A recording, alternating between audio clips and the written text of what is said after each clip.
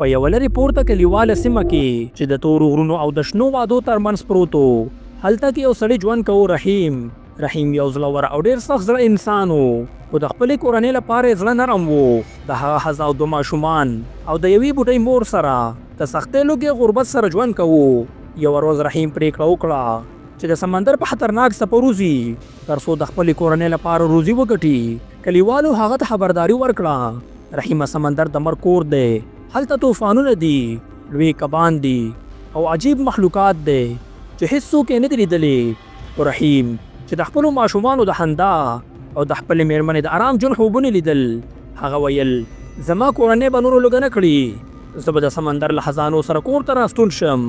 رحیم د کلي د یو سړي نه یوه زړه کښتۍ واخیسته چې نوم یې امید و. دا کښتۍ د لرګو یوه ساده جوړه شوې وه، خو رحیم باور درلودو چې دا کښتۍ به د سمندر له چپو څخه تیر کړي. هغه د یوې چاړې، یوې نیزې او لږ څه خوراک سره سفر پیل کړو.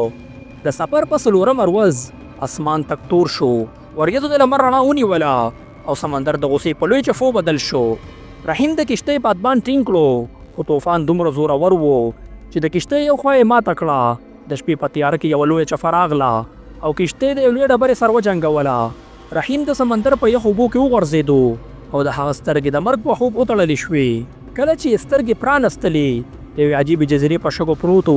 د هغه کښتۍ ټوټې ټوټې شوې وه او د هغه سامانونه د سمندر په تل کې ورک شوي وو. یوازې یوه زړه چاړه او د کښتۍ یوه ټوټه چې لا هم یې په لاس کې نیولې وه. جزیره خاموشه وه، خو د لرې نه عجیب اوازونه راپورته کېدل، لکه د وحشي ځناورو چغې یا د سمندري مخلوقاتو اوازونه. دا جزیره د ژوند او مرګ ترمنځ یوه عجیبه نړۍ وه.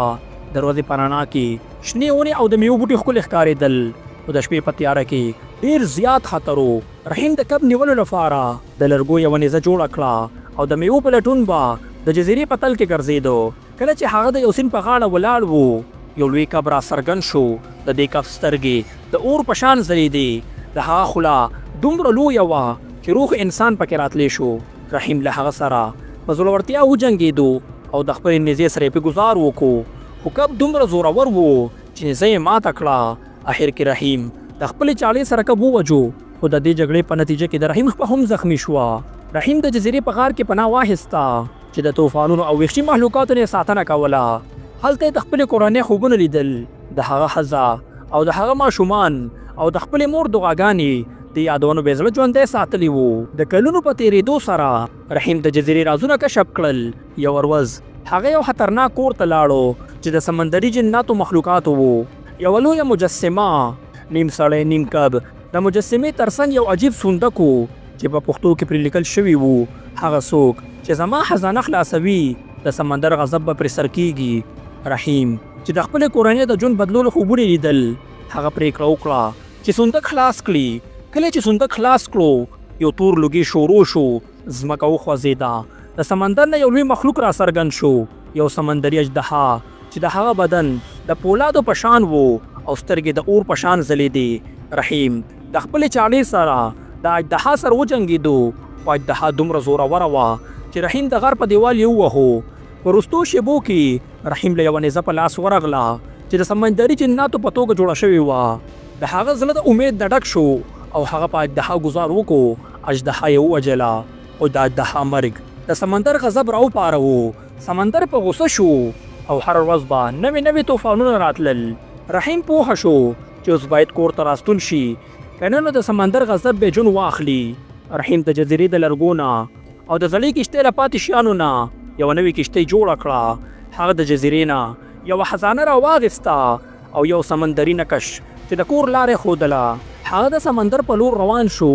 په لومړی طوفان کې د کښتۍ بادبان ټوټې ټوټې شو. په دویم طوفان کې یو لوی سمندري اژدها رامخې ته شوه چې رحیم یې ډېر زیات ویروو. یو عجیب سمندري مخلوق را څرګند شو، د سمندر جن چې د هغه اواز د انسان دپاره ډېر زیات خطرناک و. جن ویل رحیم خپله خزانه ماته وسپاره، ځینې د سمندر تل ته به دې اوسم. رحیم چې د خپلې کورنۍ خوبونه لیدل، هغه خپله خزانه او هغه سمندري نقش د جن په لور یې وغورځولو. جن غایب شو، خو رحیم اوس بېلارې شو. د ډېرو ورځو او شپو په سفر وروستو رحیم د یو عجیب سمندري غار ته ورسېدو. دا غار د سمندر تر لاندې و او د هغه رڼا د ستورو په شان وه. هلته یو زوړ جن ولیدو چې د سمندري د جناتو یو خادم پاتې شوی وو. هغه رحیم ته ویل د کور لاره د غار تر بلې خوا تیریږي، خو هلته یو وروستی امتحان دی. د سمندر جناتو به ستا زړه ازموي. رحیم د غار په لور روان شو. هلته د خپلې کورنۍ انځورونه ولیدل، د هغه ښځه او د هغه ماشومان او د هغه مور د سمندر د جنونو په بڼو وو. جنونو ورته ویل موږ به دې کور ته ورسوو، خو په یو شرط چې ته به دلته خپل زړه پرېږدې. رحیم چې د خپلې کورنۍ لپاره هر څه قربان کړي وو، هغه ویل زما زړه زما د کورنۍ سره دی، تاسې نشئ اخیستلی. د هغه زړورتیا د جنونو امتحان بریالی شو او غار د هغه لاره خلاصه کړه. رحیم راووتو. رحیم د خپل کلي ساحل ته راورسېدو. د هغه جامې ټوټې ټوټې شوې وي، بدن یې د زخمونو او لوګو له امله کمزوري شوی وو. کله چې هغه خپل کلي ته ننوتو، کلیوالو ونه پیژندو. د هغه مېرمنې او د هغه ماشومان فکر کوو چې هغه کلونه وړاندې مړ شوی دی. کله چې غږ یې پورته کړو او وی ویل زه رحیم یم، ستاسو سړی. د هغه سترګې له اوښکو ډکې شوې. ماشومان یې رامنډه کړه او پلار یې په غېږ کې ونیو. د هغه بوډۍ مور چې د خپل زوی دپاره به تل دعا کوله ډېره زیاته خوشحاله شوه. ټول کلي د رحیم د زړورتیا او د کورنۍ سره بیا یو ځای کېدو جشن وکړل. رحیم د سمندر نه خزانه راونړه، خو د هغه زړه او زړورتیا د کلي لپاره یو خزانه وه. د هغه کیسه د نسلونو لپاره یو افسانه شوه چې د صبر، امید او د کورنۍ د مینې په اړه یې درس ورکوو. دوستانو، موږ ته پکار دي چې څه راکړې شوي دي په هغې باید صبر وکړو، او کله هم که په یو داسې جنجال کې ګیر شو نو چېرې هم خپل امید به نه بیلو، اخر به خپل منزل ته رسو. دوستانو، که چېرې ویډیو مو خوښ شوي وي لایک کمنټ لازمي وکړئ.